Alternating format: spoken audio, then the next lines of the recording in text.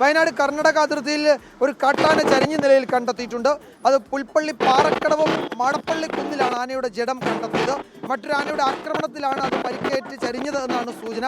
അവിടെ നിന്നുള്ള ചില പ്രതികരണങ്ങളെ നമ്മൾ ആദ്യം പോകുന്നു. അതിനുശേഷം വിശദാംശങ്ങളുമായി സുർജിത്ത് അയ്യപ്പത്ത് ചേരും. ഒരു 7 മണി തുടങ്ങിയപ്പോൾ തന്നെ ആനേൻ്റെ ഒച്ച കേൾക്കാൻ തുടങ്ങി. ഇറത്തടിച്ചതാണെന്നാണ് ആദ്യം വിചാരിച്ചത്.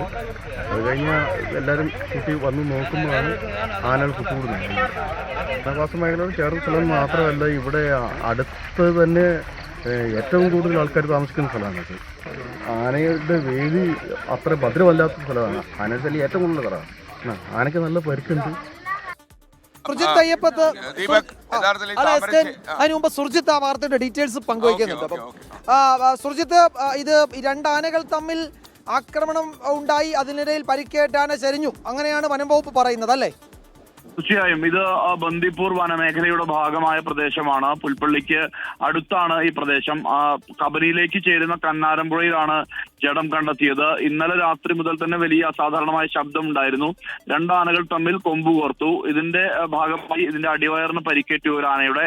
അങ്ങനെയാണ് കാട്ടാന ചെരിഞ്ഞിരിക്കുന്നത് എന്നുള്ള സ്ഥിരീകരണമുണ്ട്. കേരള വനം വകുപ്പ് അധികൃതരും ഒപ്പം തന്നെ കർണാടക വനം വകുപ്പ് അധികൃതരും ഈ മേഖലയിൽ പരിശോധന നടത്തിയിട്ടുണ്ട്. പാറക്കടവ് എന്ന് പറയുന്ന പ്രദേശം നേരത്തെ തന്നെ കാട്ടാനകൾ ഇറങ്ങുന്ന ബന്ദിപ്പൂർ വനമേഖലയുടെ ഭാഗമായ പ്രദേശമാണ്. അവിടെയാണ് ഈ സംഭവം ഉണ്ടായിരിക്കുന്നത്. നേരത്തെയും കാട്ടാനകൾ താഴേക്ക് ഇറങ്ങി വരുന്ന ഒരു ഭാഗം ജനവാസ മേഖലയാണ്, ഇറങ്ങി വരുന്ന രീതിയുണ്ട്.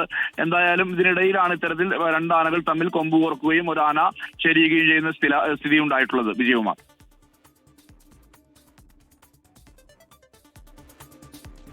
വിവരങ്ങൾ നൽകിയത് വയനാട്ടിൽ നിന്നും.